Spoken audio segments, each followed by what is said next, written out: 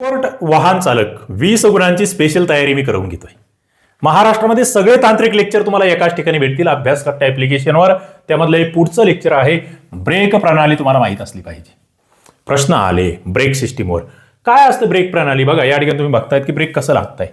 ब्रेकचे प्रकार, एक तर ब्रेकचे प्रकार दोन असतात. एक ड्रम ब्रेक असतं जे जुन्या काळात असायचं, ट्रक वगैरे याला, आताही आहेत. पण नवीन आता जो प्रकार आलाय तो डिस्क ब्रेकचा आलाय. तुम्ही मोटरसायकल घ्यायला गेले किंवा कार घ्यायला गेले तर तुम्हाला तिथे दिसतं डिस्क ब्रेक. मग काय भानगड आहे ती लक्षात घ्या. पहिली गोष्ट, वाहन नियंत्रित करायचं आहे, सुरक्षित थांबवायचं आहे.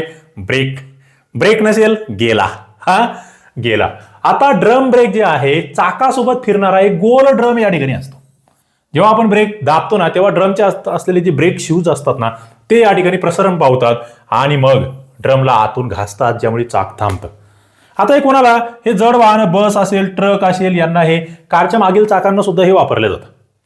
या ठिकाणी उष्णता लवकर बाहेर टाकू शकत नाही, यामुळे ना सतत जर वापरलं याची क्षमता कमी होत जाते आणि त्या ठिकाणी ते घासून त्या ठिकाणी ते चाकाला थांबवण्याचं काम करत असतं. पुढे डिस्क ब्रेक काय आहे, हा आधुनिक प्रकार आहे. बघा या ठिकाणी हे चित्र बघा तुम्ही आधी. असं असतं हे डिस्क ब्रेक, म्हणजे चाक आहे त्याच्या सोबत फिरणारा एक ड्रम या ठिकाणी सुद्धा आहे. ब्रेक दाबतोय तेव्हा ड्रमच्या आहे ना आत असलेले ब्रेक शूज इथे सुद्धा प्रसरण पावतात. चाकासोबत एक धातूची बशी या ठिकाणी फिरत असते, ही धातूची बशी आहे. ओके, ती फिरत असते आणि डिस्कच्या दोन्ही बाजूला ब्रेक पॅड्स या ठिकाणी असतात, इकडच्या साईडला आणि इकडच्या साईडला. आधुनिक कार जे आहे त्याच्या चाकांना किंवा मोटरसायकल्समध्ये आपलं हे डिस्क ब्रेक दिसतात. लवकर थंड होतात आणि जास्त म्हणजे ड्रम ब्रेकपेक्षा हे लवकर थांबवतात, जास्त त्या ठिकाणी घासत नाही, हे तुम्हाला माहीत असलं पाहिजे. आता ब्रेक बिघडलं बाबा, याची लक्षणं काय की बाबा आपले ब्रेक ओके नाही आपल्या गाडीचे.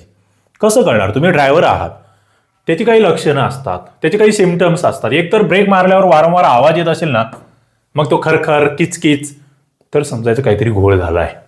त्यामुळे म्हणजे ब्रेक पॅड्स किंवा शूज जे आहेत ते त्या ठिकाणी झिजले असू शकतात, लायनर पूर्ण संपलेले आहेत किंवा लोखंडावर लोखंड घासले जात आहे, धूळ किंवा खडे सुद्धा त्यामध्ये अडकू शकतात.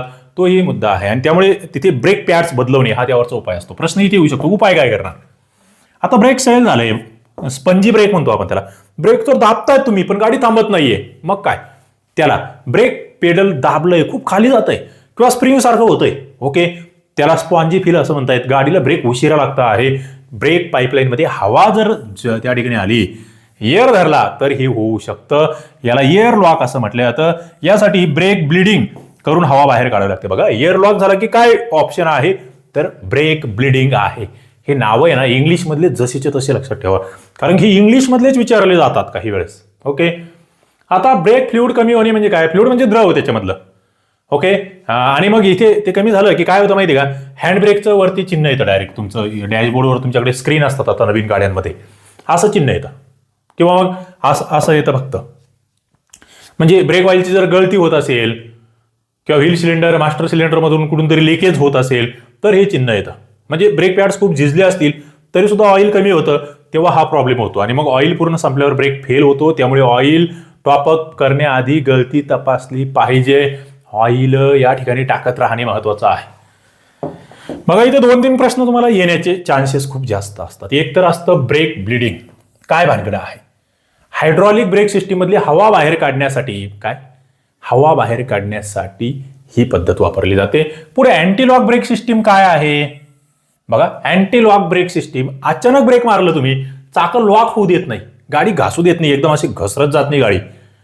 बघा अँटी लॉक हे फार महत्वाचं आहे, कारण याच्यामुळे गाडी पलटी होऊ शकायची, आधी पलटी व्हायची. हँड ब्रेक कोणत्या चाकांना असतं? बघा सामान्यतः मागील चाकांना हँड ब्रेक असतं. हे हायड्रॉलिक नसतं, मेकॅनिकल असतं. हे म्हणजे वायरने ओढलं जातं हे हँड ब्रेक. लक्षात ठेवा, उतारावरून गाडी खाली उतरताना इंजिन बंद करून न्यूट्रलमध्ये गाडी चालवावी का? तुम्ही म्हटलं आता चला आपण जरा आपलं पेट्रोल वाचवू, CNG वाचवू, डिझेल वाचवू. आता उतार तर आहे 5 किलोमीटर मस्त घाटामध्ये, मग मी देतो गाडी बंद करून आणि चाललंय ब्रेक दाबून. तसं चालतं का? नाही. यामुळे ब्रेक फेल होऊ शकतात, कारण इंजिन बंद असेल तर ब्रेक बूस्टर काम करत नाही. नेहमी गिअरमध्येच गाडी खाली उतरवली पाहिजे, हे फार महत्वाचं वाक्य आहे. ओके, इंजिन ब्रेकिंगचा वापर या ठिकाणी झाला पाहिजे. तर अशा पद्धतीने या ठिकाणी इंजिन सिस्टीम संदर्भातले मुद्दे आपल्याला माहित असतात. तुम्हाला हे सगळे लेक्चर आवडत असतील लाईक करत चला, शेअर करा. अभ्यास कट्टा ऍप्लिकेशन डाउनलोड करून घ्या. चालक भरतीचे नवीन बॅच चालू आहे. खूप कमी फीसमध्ये सगळं याच्यामध्ये GK सुद्धा मी घेणार आहे.